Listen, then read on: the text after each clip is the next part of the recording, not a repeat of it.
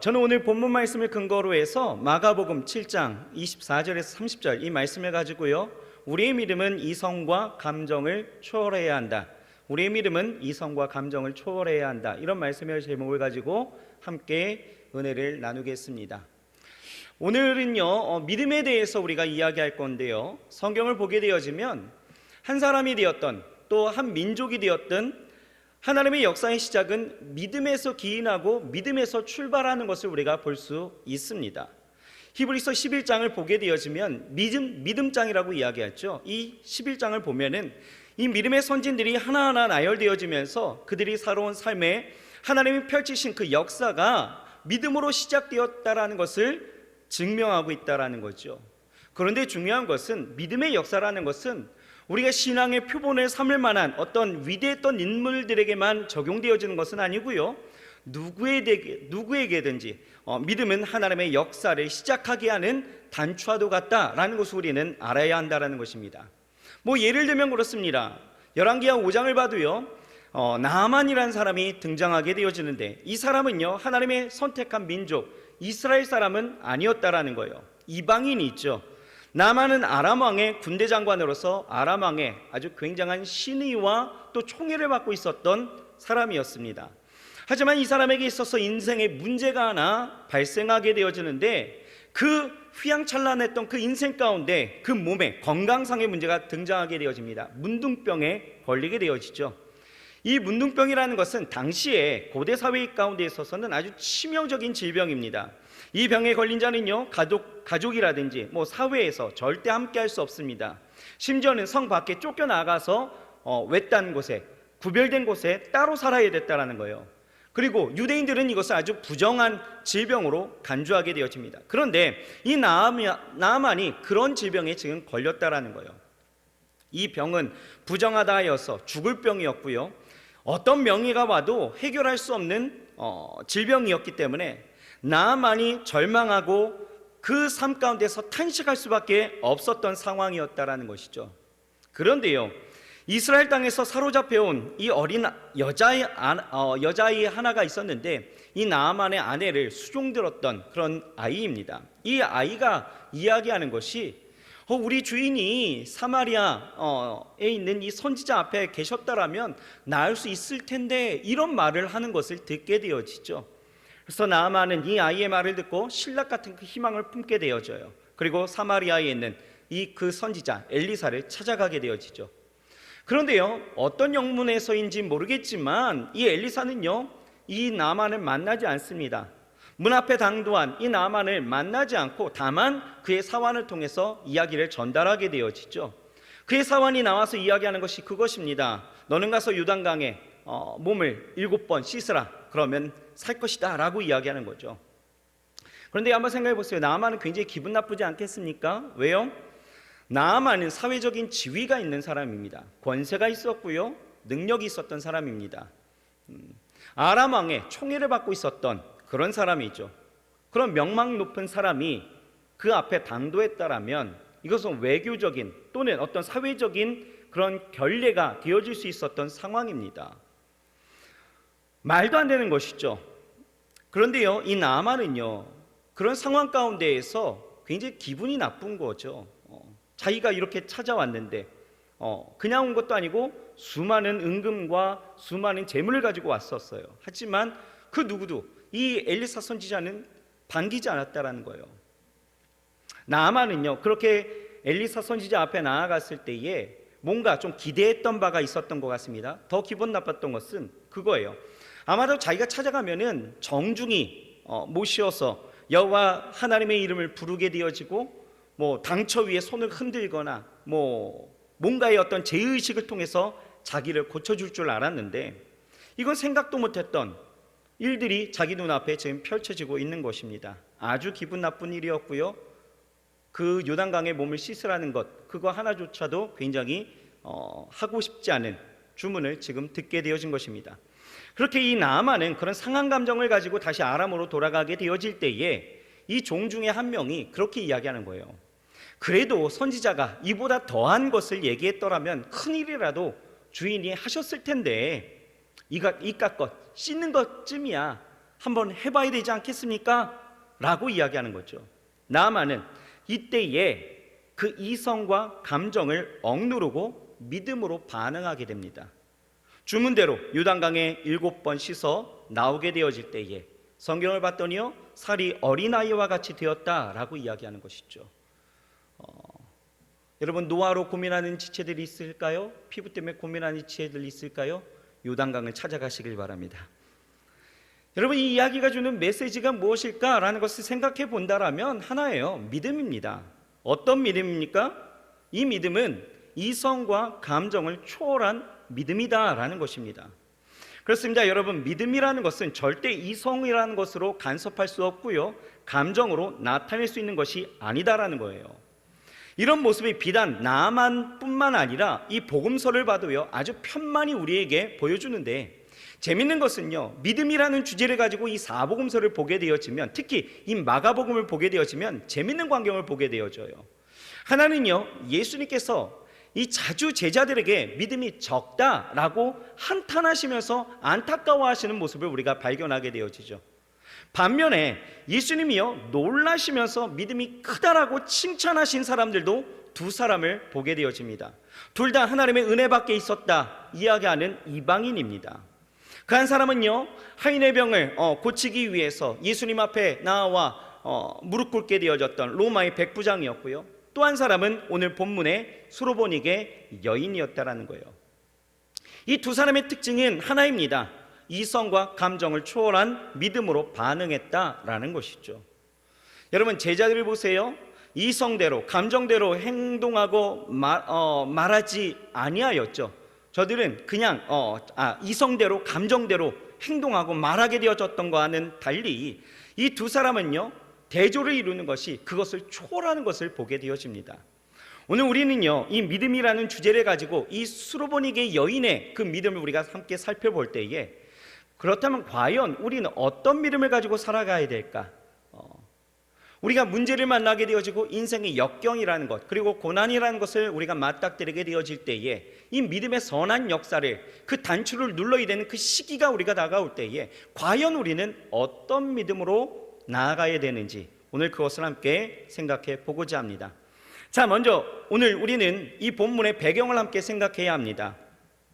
오늘 본문을 보게 되어지면 배경이 두로라는 지방이 있죠. 예수님은요, 갈릴리에서 이 서기관들과 또 바리새인들과 논쟁을 벌이시는데요, 그 이유는 종교 지도자들이 예수님의 그 제자들이 씻지 않는 손으로 음식을 먹는 그 모습을 보고, 야, 이것은 지금까지 지켜왔던 유대인의 그 전통이 아니다라는 거예요. 그러면서 그것에 대해서 질책해야 되는 거 아닙니까? 라고 이야기하는 거죠. 이에 예수님은요, 저들을 책망하시는 것이 그 유대의 전통을 과연 누가 만들었느냐라는 것입니다. 너희가 만든 전통은 그렇게 목숨 걸고 지키려고 했건만 왜 하나님의 말씀 가운데서는 너희가 온전할 수 없느냐라고 이야기하면서 저들의 외식적인 그 신앙에 대해서 지적하고 계시다라는 것이죠. 그 신앙을 예수님은 책망하신 것이고, 그 논쟁을 이제 마치시고 예수님은 일어나서 바로 두로라는 지경으로 들어가게 되었다라는 것이에요. 이 두로는요, 당시 베니게, 그러니까 페니키아 지역, 즉 갈릴리에서 북서쪽으로 40마일 정도, 그러니까 킬로미터로 한다면 약 64km 정도 떨어진 곳이고요, 지금의 레바논 지역을 이야기하는데요. 중요한 것은 두로의 위치가 중요한 것은 아니고요, 이 지방은 이방인 지역이었다라는 것입니다. 이것은 당시 유대 종교 지도자들에게 있어서는, 아니 유대 사회 가운데 있어서는 아주 예수님의 행보는 파격이었다라는 것이죠. 왜 그렇습니까? 그곳은 이방인의 땅이었기 때문에 유대인들이 가까이에서도 안 되고 절대로 접해서도 안 되는 지역이었다라는 것이죠. 그런데 24절을 보게 되어지면 이 이방인 지역에 예수님은요, 어쩔 수 없이 갔다 가거나 아니면 어쩌다 보니까 우연히 가신 것은 아니었다라는 것입니다. 유대인으로서 일부러 이방인 지역의 그곳에 그냥 들어가심으로써 예수님께서 말씀하시고자 했던 것은 유대인들이 자신들이 정한 그 부정한 것에 대해서 그 개념을 완전히 깨뜨리고자 예수님은 두로로 지나가시고 그곳을 들어가신 것을 우리가 보게 되어지는 거예요. 또 하나, 문맥을 살펴보게 되어지면 예수님이 이 두로에 어떤 사역을 하러 들어가신 것은 절대 아닙니다. 왜냐하면 24절을 보게 되어지면 아무도 모르게 하시려 했다라고 말씀하고 있어요. 그러니까 한 집에 들어가셔서 거기에 계신 것이 알려지지 않기를 원하셨다라는 것을 볼 때에 예수님은요, 두로에 가셔서 그냥 쉬시면서 다음 사역을 준비하려고 했던 것 같다라는 것이죠. 그러나 이렇게 하려던 예수님의 계획은요, 많은 사람들이 몰려옴으로 인해서 무산되고 맙니다. 이미 주님의 이 명성이라는 것이 갈릴리를 넘어서 이방 지역이었던 이 두로에까지 널리 편만히 퍼져 있었다라는 것이죠. 그런데 이런 상황 가운데에서 오늘 앞에서 보여준 이 외식적인 그 믿음을 가지고 있었던 유대 종교 지도자들의 이 모습과 확연하게 대조를 이루는 한 사건이 발생하게 되어집니다. 수많은 인파와 군중 속에서 한 여인이 예수님 앞에 나와서 그 발 아래 엎드리게 되어지는데요, 성경을 보게 되어지면 이 여인은요, 헬라 사람이었고 수로보니게 족속이다 라고 이야기합니다. 이방인이죠. 이방인인 이 여인은요, 예수님께 자신의 귀신 들린 그 어린 딸을 위해서 고쳐주실 것을 간구하게 되어집니다. 예수님은 이 여인의 이성과 감정을 초월한 진짜 믿음을 보시고 그 딸을 고쳐주시는데요, 오늘 우리는요, 이 삶의 위기와 문제 그리고 이 어려움 속에 있을 때 우리는 어떤 믿음으로 나아가야 되는지에 대해서 생각해 볼 수 있다라고 생각합니다. 여러분, 삶이 어려우십니까? 그렇다면 오늘 이 여인의 믿음을 한번 우리가 공감하고 한번 생각해 보면 좋을 것 같습니다. 자, 이 여인의 믿음은 어떤 믿음이었을까? 첫 번째, 이 여인은요, 겸손하고 간절한 믿음을 갖고 있었다라는 것입니다. 여러분, 두로 사람들은요, 예수님이 위대한 선생이고 기적을 일으키시는 분이라는 것, 수많은 병자를 고치시고 귀신을 내어 쫓으신다는 것 다 들어서 알았습니다. 이 수로보니게 여인도요, 바로 그 예수님께서 두로에 왔다라는 그 소식을 듣자마자 즉각 발 아래 빨리 와서 그 발 아래 엎드렸다라는 것이죠. 오늘 성경 본문 말씀 25절에서 26절을 우리가 같이 한번 보겠습니다. 같이 한번 읽어볼까요? 시작. 이에 더러운 귀신 들린 어린 딸을 둔 한 여자가 예수의 소문을 듣고 곧 와서 그 발 아래 엎드리니 그 여자는 헬라인이요 수로보니게 족속이라 자기 딸에게서 귀신 쫓아내 주시기를 간구하거늘. 이 여인은 심심해서 그냥 구경 나온 것이 아니다라는 거예요. 급히 옵니다. 그것은 자기 딸이 귀신에 들려있다라는 아주 심각한 그 문제가 있었기 때문이었죠. 이러한 어려운 상황이 이 여인을 예수님께 오도록 만들었고, 이 여인은 그분 앞에 겸손히 엎드려서 겸손하게 그리고 간절히 구했다라는 거예요. 여러분, 사실 이 대목이 굉장히 중요한 것이요, 대단한 것이 본문을 보게 되어지면 이 여인은 어떤 여인이었다고요? 헬라인이었고 수로보니게 족속이라고 소개하고 있다는 거예요. 여러분, 수로보니게라는 말은 시리아와 페니키아의 그 수로의 보니게 지역의 사람이다 뭐 이렇게 이야기하는데, 이 시리아와 페니키아의 합성어예요. 그래서 이 지역은요, 바알신과 아스타롯을 숭배하면서 또한 비옥한 골짜기와 부유한 그 고대 문명을 가지고 있었던 아주 부유한 족속이었다는 것이죠. 예전에 솔로몬이 예루살렘 성전을 지을 때에도 그곳 사람들에게 도움을 받았다라는 그 기록이 남겨져 있어요. 그만큼 부유한 족속입니다. 거기다가 이 사람은 헬라인이라고 이야기하죠. 헬라인이라는 것은요, 헬라 문명의 교육을 받은 여인이었다라는 거예요. 경제적으로도 부유하고요, 지식적으로도 당시 시대를 지배했던 헬라 철학을 고스란히 교육받았던 문명인이었다라는 것입니다. 그에 비해서 생각해 보십시오. 예수님과 그 제자들은 어떻습니까? 직업에 귀천은 없겠지만 직업적으로나 생활적으로나 식민지 국가의 하층민에 속한 사람들이었다라는 것이죠. 뭐 대단한 교육을 받았거나 대단한 삶의 풍요를 누렸던 사람들은 아니었습니다. 그러니 누가 봐도 그 발 앞에 엎드렸다라는 것은 믿음이 아니고서는 설명할 수가 없는 일이다라는 것이죠. 이 여인은 예수님의 소문을 들었습니다. 오직 딸을 낫게 하고자 하는 그 소망을 가지고 예수님 앞에 엎드렸다. 그런 예수님과 그 제자들 앞에 엎드렸다. 이것은 그녀의 겸손함과 간절한 믿음을 우리에게 말씀하고 있다라는 것입니다. 그런데 여기서 우리가 하나 생각할 수 있는 것은요, 많은 경우에 있어서 이처럼 어려운 상황이 일어나게 되어질 때 우리를 겸손하게 또 간절하게 만들어주는 여러 가지의 상황을 우리는 만나게 되어지죠. 그런데 아무리 상황이 어려워도 여러분, 어떤 사람은요, 주님께 나오지 않고 완강히 버티는 사람들도 있다라는 것입니다. 대부분 사람들이 문제를 만나고 어떤 끝을 보게 되어지는 상황에 처하게 되어지면 그 누구라도 신을 찾게 되어지고, 또 믿는 사람이라면 예수님 앞에 철저하게 나오는 모습들을 보게 되어져요. 하지만 그 반대로 끝까지 완강히 버티는 사람들도 있다라는 것이죠. 마치 10가지의 그 재앙을 만나고서야 드디어 이스라엘을 보내주었던 이 이집트의 바로 왕처럼 아무리 어려움이 있어도 끝까지 자존심으로 버티는 사람들이 있다라는 것이에요. 그런 사람들의 특징이 바로 무엇입니까? 그런 사람들은요, 그들은 상황이 자기 통제 아래 다 있다라고 생각한다라는 거예요. 내 손 안에 있소이다. 여러분, 그러나 이것은 오산이죠. 착각입니다. 어떻게 연약한 인간이 마음대로 다 통제할 수 있을까? 여러분, 그게 가능하십니까? 여러분, 내가 아니라 이 세상의 모든 만물과 내 자신 스스로도, 여러분, 이 모든 것은 하나님이 다스리시는 거예요. 우리는 다만 순종할 뿐인 것이죠. 여러분, 어려운 상황이 닥쳤을 때 우리는 보통 어떻게 반응합니까? 이 여인처럼 겸손하게 주님 앞에 나와서 발 아래 엎드리고 간절히 기도하십니까? 아니면 계속 버티면서 스스로의 그 무거운 짐을 지고서 혼자서 애쓰면서 살아가고 계십니까? 여러분, 왜 어려운 문제가 닥치는지 우리는 정확히는 알 수 없어요. 그러나 어려움이 올 때에 보통 왜 내게 이런 일이 있습니까? 왜 하필 나에게 이런 어려움이, 왜 나에게만 이런 어려움이 있습니까? 라고 이야기를 하죠. 그런데요, 사실 그런 것을 묻는 것은 별 의미가 없다라는 거예요. 왜요? 누구에게나 어려움은 있다라는 것이죠. 내가 죄를 지어서 내가 신앙생활을 열심히 안 해서 이런 벌을 주시는 것도 아니다라는 거예요. 뭐 그럴 때도 있겠지만 더 적습니다. 혹시 다른 사람에게 어려움이 생기면 벌을 받아서 그렇다, 하나님이 저주를 받아서 그렇다라고 함부로 생각하면 안 된다라는 것이죠. 그러면 도대체 왜 어려운 문제가 일어날까? 특히 하나님의 자녀인 우리에게도 왜 이런 일들이 일어나게 되어질까? 한 가지 분명한 사실은요, 어려움을 통해서 주님께 더 가까이 나도록 하나님은 원하신다라는 것을 우리는 깨달아야 된다라는 것입니다.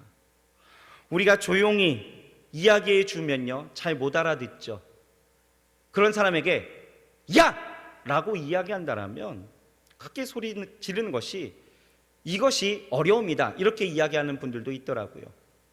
어려움이 없더라면 주님 앞에 이렇게 겸손하고 간절히 나오지 않을지도 모르는데, 문제가 생김으로써 더욱 주님 앞에 나오게 되어지고 더 간절히 기도하게 되어지는 것이죠. 그러므로 어려운 문제를 통해서 하나님을 향해서 마음이 더 간절해지고 진실한 마음으로 하나님을 찾게 되어진다라면 사실 그 자체가 놀라운 축복인 줄 여러분 믿으시길 바랍니다. 어려움에 닥쳐도 나오지 않는 사람들도 있는데, 어려움이 있어서 그래도 하나님 앞에 나오면서 기도하고 도움을 찾는다라면 여러분, 사실 이것이 귀하다라는 것입니다. 여러분, 자존심 따지거나 체면 따질 문제가 아니다라는 거예요. 여러분, 이 여인을 보십시오. 부유한 사람이고요, 지식이 충만했던 사람입니다. 그러니까 한마디로 잘난 사람이에요. 잘난 사람이 여러분 예수님 앞에 나올 일들이 있을까요? 우리의 이성적인 판단으로 보게 되어지면 나올 일이 전혀 없어요. 하지만 그 문제가 일어나게 되어졌을 때에 자기가 감당할 수 없는 그 일들 가운데 이 여인이 대단했다라는 것은 뭐예요? 세상적으로 보게 되어지면 예수님은 아무것도 아닌 것 같은 그러한 선지자에 불과한 그런 사람인 것처럼 보였지만, 그 식민지 지배 아래 있었던 그 하층민에 보여지는 그 사람 앞에 여러분 엎드렸다라는 것, 그리고 자신의 인생의 문제를 구했다라는 것은 굉장히 귀한 일이다라는 것입니다. 여러분, 일단 주님 앞에 나온다라는 것, 이것이 중요합니다. 여러분들의 삶 가운데 어떤 문제가 있으신가요? 여러분, 주 앞에 나오는 것이 귀한 일이에요. 하나님은요, 그것을 너무나 귀하게 보신다라는 것입니다. 하나님은요, 그렇게 나오는 자들에 대해서 야, 너는 평상시에는 나를 그렇게 찾지도 않으면서 야, 어려움이 있으니까 나를 찾아? 에이, 이러실까요? 그렇게 야단하시는 분은 아니다라는 것이죠. 오히려 그렇게 찾는 자들을 하나님은요, 기뻐하시고 그 믿음을 칭찬하실 수 있다라는 것이죠. 잘 왔다, 잘 왔다. 그래서 어려움이 오히려 우리에게 있어서는 은혜의 통로가 되어지는 것을 믿으시길 바랍니다. 어려움이 있을 때 여러분 고민하지 마세요. 항상 하나님 앞에 겸손하게 간절히 주를 찾을 수 있는 우리의 그 믿음이 있다라면 반드시 여러분들의 삶 가운데 그 문제는 더 이상의 문제가 되지 않을 줄 믿습니다. 자, 두 번째입니다. 두 번째는요, 이 여인의 믿음, 바로 어떤 믿음일까? 인내하고 하나님의 뜻을 분별하는 민감한 믿음이었다라는 것입니다. 어떤 믿음이요? 인내했던 믿음, 그리고 하나님의 뜻을 분별하는 민감한 믿음이었다라는 것 여러분 기억해야 합니다. 오늘 본문의 이 사건 전에는요, 예수님께서 어느 누구의 그 요청 가운데서도 절대 싫다, 못한다, 안 한다 하신 적은 절대 없으셨습니다. 언제나 사랑으로 사람들을 고쳐주시고요, 또 필요를 채워주십니다. 배고픈 사람의 배를 채워주시죠. 귀신을 내어 쫓아주십니다. 병자도 고쳐주시죠. 그런데 여기에서는 지금 어떻게 하고 계셔요? 거절의 뉘앙스가 깊게 풍겨나고 있다라는 것이죠. 너희는 이방인이니 너희에게 줄 은혜가 없다 하시는 것 같습니다. 자, 27절 같이 한번 읽어볼까요? 27절 시작. 예수께서 이르시되 자녀로 먼저 배불리 먹게 할지니 자녀의 떡을 취하여 개들에게 던짐이 마땅치 아니하니라. 자, 이 구절 여러분 잘 생각하셔야 돼요. 여러분 생각해 봅시다. 만약 여러분이 이 자리에 있던 지금 수많은 군중이 둘러싸인 그 상황이죠. 이 상황 가운데 있었던 두로 사람들이었다라면, 그 중에 하나였다라면 여러분들 어떻게 느끼시겠습니까? 이 예수님의 말씀 앞에 야, 참 이치에 맞는 말이야, 뭐 이렇게 생각하십니까? 아니죠. 아마 아니 사랑의 예수님이라고 우리는 들었는데 아니 어떻게 저렇게 비인간적으로 이야기하실 수가 있지? 라고 생각할 것입니다. 거절하실 것 같으면 좀 더 그냥 예의 있게 좀 더 정중하게 하셔도 될 것인데, 아니 개라고 표현한 거 좀 심하지 않아? 이렇게 생각할 수도 있을 것 같아요. 여러분, 예수님은요 이 여인을 비롯해서 이곳에 운집해 있었던 모든 두로 사람들을 가리켜서 너희는 개야 라고 지금 말하고 있는 거예요. 여러분, 이런 소리를 듣는다면 여러분 어떠시겠습니까? 우리나라 욕 중에서도요 개라는 개가 들어가는 욕이 있죠. 사람을 강아지 정도로 좀 여기는 그런 욕이 있습니다. 그렇죠? 생각하진 마세요. 이 욕을 들으면 여러분 어떠실까요? 어떻습니까? 기분 굉장히 나쁘죠. 기분 굉장히 나쁩니다. 이건 정말 모욕도 이런 모욕은 없을 것 같아요. 그런데 여기서 놀라운 것은요 이 여인의 반응이었다라는 거예요. 뭐라고 이야기하느냐? 28절입니다. 같이 한번 읽읍시다. 시작. 여자가 대답하여 이르되 주여 올소이다마는 상 아래 개들도 아이들이 먹던 부스러기를 먹나이다. 여러분, 이것은 굉장히 의외적이고 굉장히 놀라운 대답이죠. 우리는 묻습니다. 아니 이거 제정신이야? 자존심도 없어? 어떻게 그런 모욕을 당하고도 자기가 개라는 것을 인정할 수 있어? 이렇게 구걸하다시피 하면서 그렇게 하고 싶을까라고 이야기할 수 있겠죠. 그런데요, 이보다도 더 놀라운 것은 바로 뭐냐면요, 예수님은 이 여인의 대답을 듣고 또 칭찬하시다라는 거예요. 병행 구절인 이 마태복음을 보게 되어지면 예수님의 칭찬이 이렇게 기록되어져 있습니다. 마태복음 12장 28절을 보면은 여자여 내 믿음이 크도다 내 소원대로 되리라 라고 말씀하셨어요. 여자여 네 믿음이 크다 라고 칭찬하시고 계시다라는 거예요. 그 믿음을, 그러니까 이 여인의 대답에서 여인의 그 믿음을 발견했다라는 것이죠. 도대체 이 여인의 믿음은 무엇이었습니까? 여러분, 이성과 감정을 초월해서 하나님의 뜻이 무엇인지 민감하게 반응하고 인내하는 믿음이었다는 것을 우리는 보게 되어지는 것이죠. 무슨 얘기냐? 여러분, 이 여인은요 지금 예수님의 말씀에 빈정상하지 않았어요. 이렇게 말할 수 있었던 것은 그 포인트를 민감하게 체크했다라는 거죠. 하나님이 말씀하심에 그 말씀하심에 대한 그 포인트를 민감하게 체크하고 제대로 잡았다라는 거예요. 이 말씀에서요 우리가 여인이 잡아낸 이 두 가지를 우리도 발견할 수 있는 것 같은데요. 첫 번째는 개의 의미입니다. 개. 여러분, 유대 전통으로 볼 때에 이 개는요 부정적인 존재입니다. 그러나 당시 헬라 문화 가운데 있어서는요 집에서 개를 애완용으로 기르기도 했다라는 것이죠. 그래서 원어를 보게 되면 이 개가 퀴나리오이스 이렇게 쓰여져 있습니다. 이것은 애완용 작은 개를 의미하는 거예요. 그런데 중요한 것은 너는 왜 개같이 살아가느냐라는 거예요. 너를 길들이고 있는 주인이 누구냐라는 것이죠.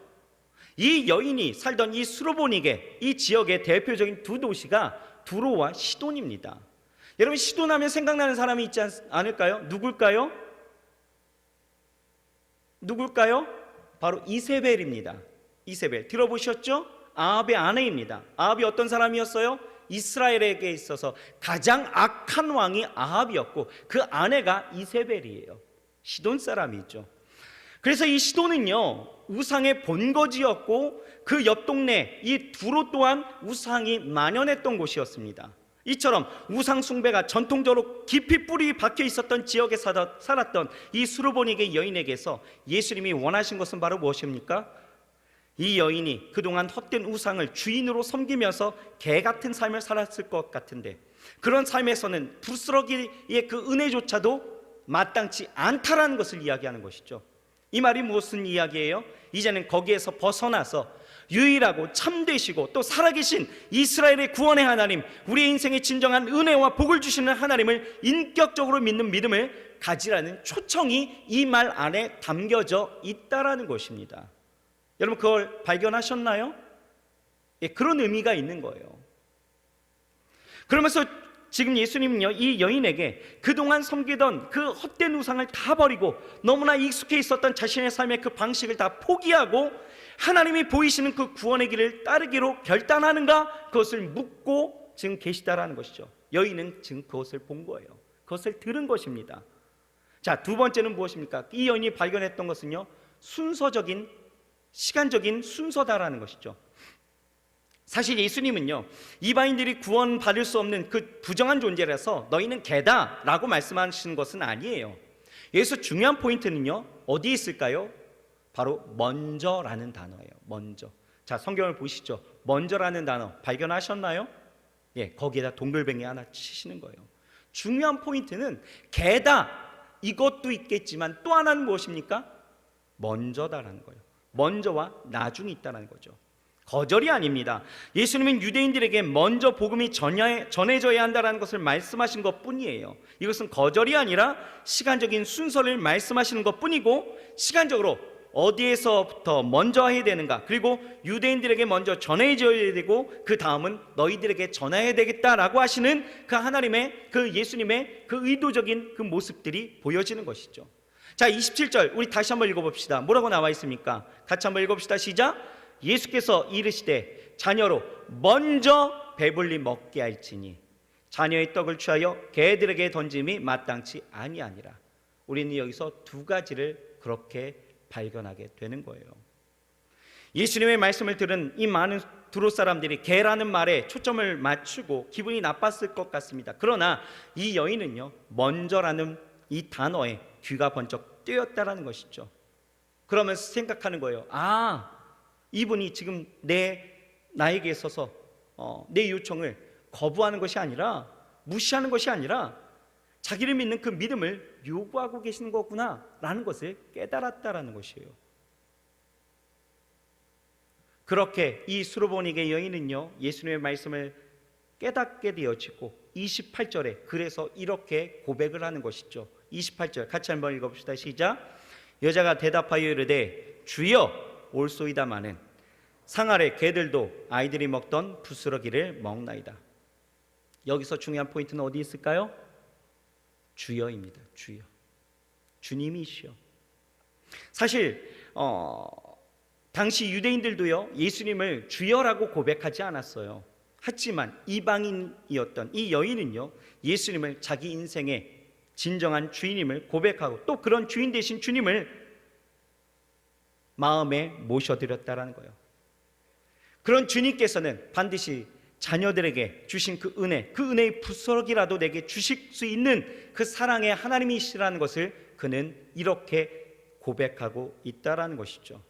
여러분, 이것이 이 여인의 믿음이다라는 거예요. 예수님은 이 여인의 이러한 믿음을 보시고 말씀하십니다. 29절입니다. 같이 한번 읽어봅시다. 시작.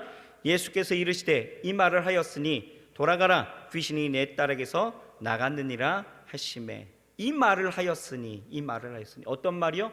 주여, 내 주님이시여, 내 주인이시여 고백하게 되어질 때에, 여러분 자칫하면 아주 심하게 들릴 수 있었던 이 예수님의 말씀에 대해서 이 여인은요, 보세요, 이성으로나 감정으로나 치우치지 않았습니다. 그렇죠? 이것을 초월했다라는 거예요. 그리고 인내했다라는 것이죠. 또 예수님이 말씀하시는 그 뜻을 올바로 잡아낼 줄 아는 영적인 그런 민감성이 그 여인에게 있었다라는 것. 그리고 그 결과 예수님은 기뻐하시면서 여인의 딸을 고쳐주셨다라는 것, 그렇게 선언하셨다라는 것. 여기서 우리가 가질 수 있는 교훈은 바로 무엇이겠습니까? 우리에게 여러분 안 좋은 일이 일어나면 우리는 보통 하나님 앞에 도와달라고 기도하죠. 그러나 우리가 기도를 열심히 해도 문제가 해결되기는커녕 오히려 더 심각해질 수도 있는 상황을 우리는 여러 번 경험하게 되어집니다. 더 상황이 어려워지는 거죠. 그럴 때 여러분 이렇게 반응하기가 쉽습니다. 하나님, 어떻게 이러실 수가 있어요? 제가 그렇게 간절히 기도했는데 왜 상황이 더 어려워집니까? 하나님, 이렇게밖에 나한테 해주실 수 없습니까? 라고 이야기하죠. 이 여인의 빗대어서 우리가 이야기한다면 이런 것과 똑같은 거예요. 하나님, 나를 개로 취급하시다니 정말 주님 맞습니까? 좋아요, 그러면 난 관두겠습니다 라고 이야기하는 것. 여러분, 이러한 어리석은 태도가 우리 가운데 너무나 많이 있었다라는 것이죠. 우리는 어려움이 있을 때 당장에 내 눈앞에 뭔가가 바뀌어지지 않거나 변화되어지지 않거나 내게 적용되어지지 않는다라면, 내 눈앞에 그 현실이 뒤바뀌어지지 않는다라면 우리는 이런 표현들을 자주 하고 자주 우리는 관두었던 모습들을 보게 되어지는 거예요. 이 정도는 아니더라도 그냥 크게 실망할 수도 있었겠죠. 열심히 기도해도 응답이 안 될 때 얼마나 실망이 큽니까? 그런데 여러분, 하나님은 우리를 사랑하시기 때문에 하나님께서 우리의 믿음을 시험하시는 거라면 여러분 분명한 목적이 그 안에 있다라는 것을 우리는 기억해야 합니다. 항상 그런 것은 아니겠지만 대개의 경우 우리에게 하나님보다도 더 다른 것을 사랑하고 있는 그 가능성이 있을 때가 있다라는 거예요. 우리의 삶 속에서 혼동되어 있는 것들을 정리해 주기를 우리 주님이 원하실 때가 있다라는 것이죠. 그것을 다 깨끗하게 정리하신 다음에 그 다음에 하나님이 일을 시작하는 경우들을 크게 보게 되어지는 것입니다. 여러분 생각해 보세요. 복잡한 데다가 하나님이 복을 주신다면 여러분 그걸 누릴 수 있을까요? 없습니다. 깨끗하게 정리된 다음에 복을 주시는 것이죠. 이런 믿음의 시험을 통과할 때에 놀라운 축복을 우리가 경험하게 되어지는데, 그렇습니다. 여러분, 우리의 인생이 복잡하고 그 문제 가운데에서 내가 얼기설기 여전히 정리되지 못한 우리의 그러한 모습과 생각과 나의 그런 신학적인 모습 가운데에서 여전히 하나님의 복만을 우리가 간구하면서 나아간다면 여러분, 누가 그 복을 우리에게 주실 수 있겠어요? 어쩌면 하나님은 그렇게 문제를 주실 때에는 우리에게 말씀하시는 거죠. 정리해라. 우리 안에 정리를 요구하시는 거예요. 여러분, 아브라함이 그랬던 것 같아요. 여러분, 이삭을 100세에 낳게 되어지죠. 여러분 생각해 보세요. 25년을 기다렸습니다. 25년을 기다려서 낳은 아들이에요. 100세에. 성경을 보면 사라가 경수가 끊쳤다라고 이야기하죠. 아이를 낳을 수 없는 그런 상황 가운데 있었지만 하나님이 그 가정에 복을 주셨습니다. 얼마나 애지중지 키웠겠어요. 그렇죠? 그런데 갑자기 하나님이요 말씀하시는 거예요. 이삭을 내놓으라는 것이죠.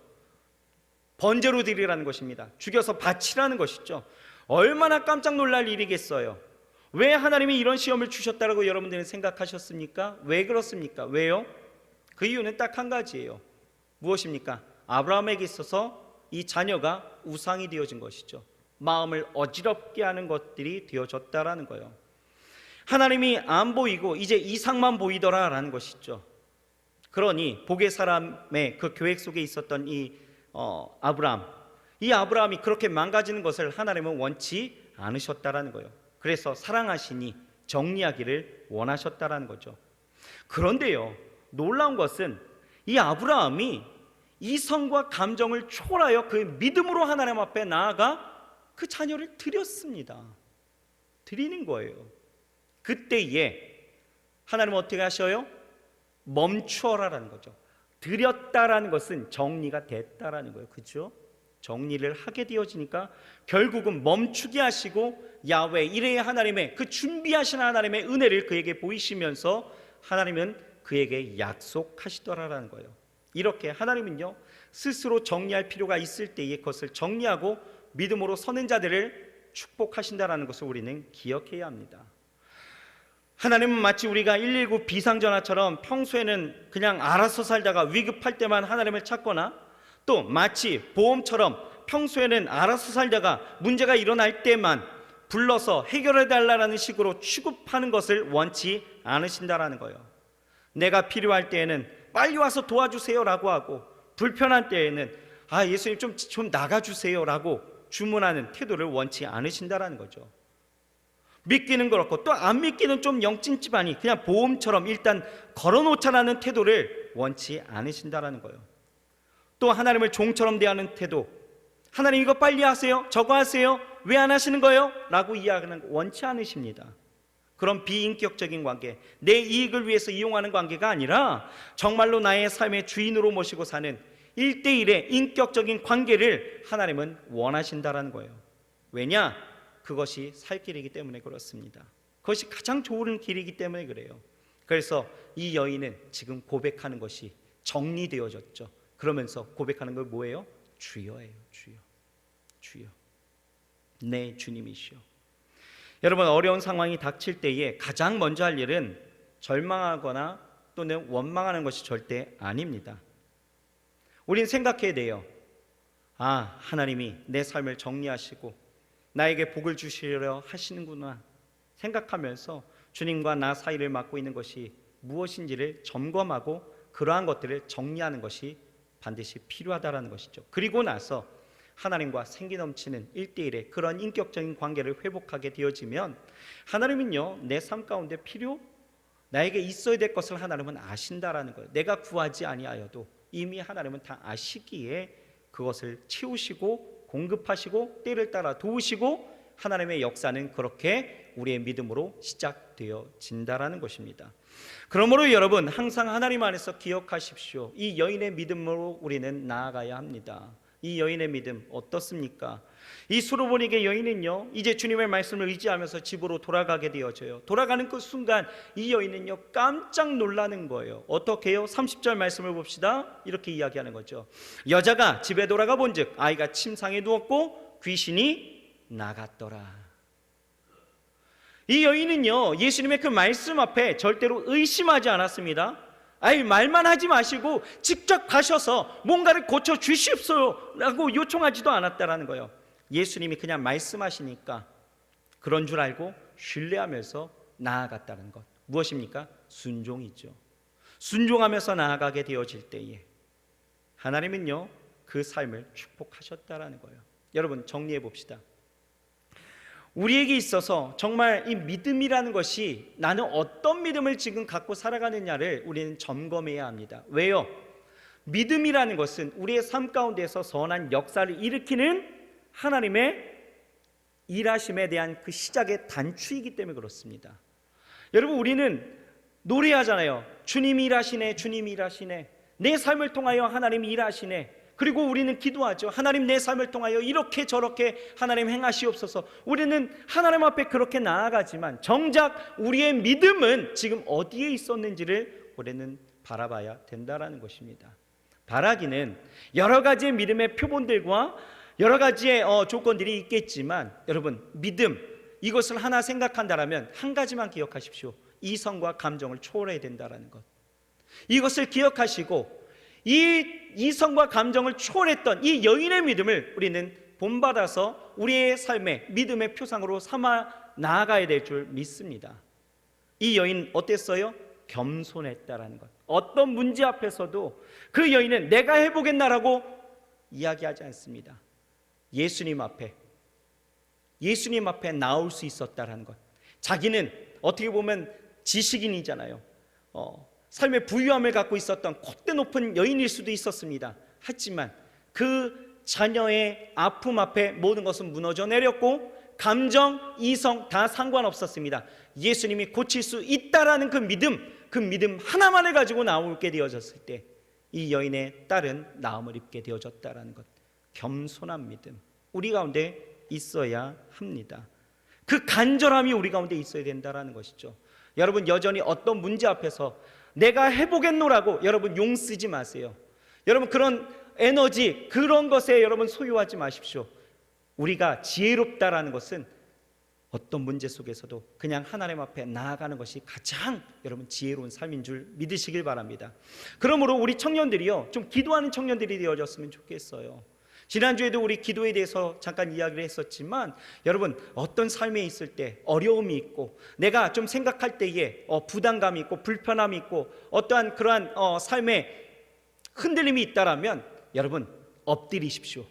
그 자리가 어디가 되어졌던 여러분 엎드리세요. 직장에서 여러분 상사와의 관계가 원만치 않습니까? 여러분 엎드리십시오. 여러분 가정 가운데서 어려움이 있어요? 엎드리세요. 여러분 학업에 지혜가 필요해서 어려우십니까? 과제를 해야 되는데 어려우셔요? 여러분 엎드리는 거예요. 기도하십시오. 하나님이 여러분들의 삶에 그 믿음을 통해서 여러분들을 그렇게 간절하게 하나님을 찾는 믿음, 겸손하게 주 앞에 나아가는 그 믿음을 통하여서 하나님은 역사하시는 거예요. 믿으십니까? 그리고 우리 안에 무엇보다도 하나님은 우리에게 말씀을 주시는 거예요. 하지만 우리가 그것을 어떻게 깨닫느냐가 굉장히 중요하죠.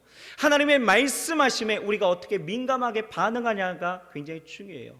그리고 그 믿음 앞에서는 인내가 반드시 필요하다라는 것이죠. 왜요? 하나님은 때가 있다라는 거예요. 지금 이 여인에게 있어서 자녀에게 줄 은혜와 그리고 그 부스러기의 그 은혜는 먼저와 나중에 있는 것처럼 무슨 얘기냐? 하나님의 때가 있다라는 것 기억하시고요. 절대 내가 생각해서 이때다라고 여러분 단정 짓지 마시고 하나님의 때를 인내하면서 나아갈 수 있는 믿음을 여러분 가지시길 바랍니다. 무엇보다도 하나님의 말씀이 어떤 것을 내게 요구하시는지 여러분 분별할 수 있기를 바라요. 그 민감한 여러분 믿음을 여러분 좀 소유하시길 바랍니다.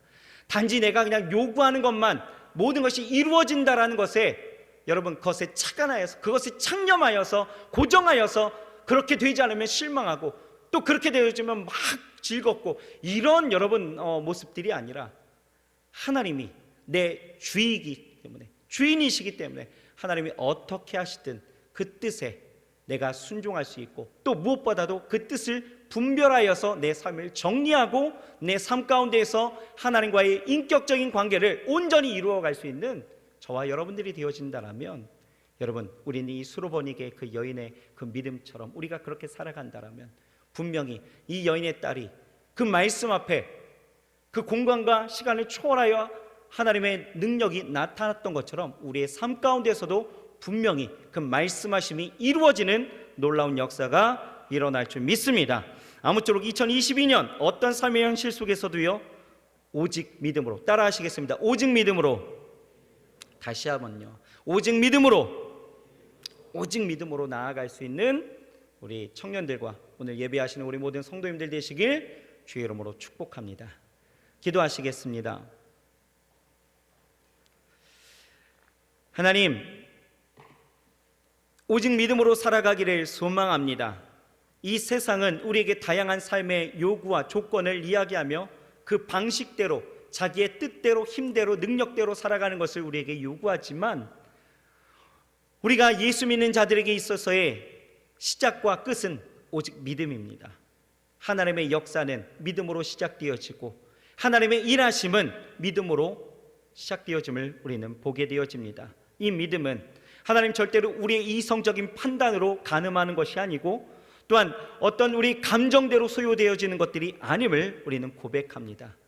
하나님 이성과 감정을 초월한 진짜 믿음을 우리가 소유하게 하여 주시어서 정말 주 앞에 하나님이 일하시는 모습 그리고 그 일하시는 그 일들을 우리가 맛보고 경험하며 그 하나님 앞에 오직 영광과 감사를 돌리며 살아갈 수 있도록 주께서 축복하여 주시옵소서. 겸손하게 주를 찾게 하시고 아버지 하나님의 간절히 주를 보게 하시며 아버지 하나님의 인내하는 하나님의 때를 기다리는 우리 모두가 되게 하시고 또한 하나님의 말씀 앞에 그 뜻을 분별하여 낼 수 있는 민감한 믿음을 우리 가운데 더하여 주시옵소서.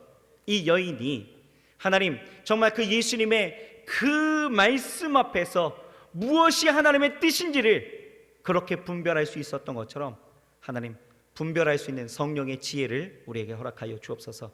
2022년 믿음으로 살길 소망합니다. 그래서 우리 사랑하는 청년들 그리고 우리 성도님들의 모든 삶 가운데 하나님의 일하심을 통하여 놀랍게 역사되어지는 일들을 우리가 함께 기뻐하며 나아가기를 소망하오니 주여 그렇게 축복하여 주시옵소서. 예수님의 이름으로 감사하며 간절히 기도드렸사옵나이다. 아멘.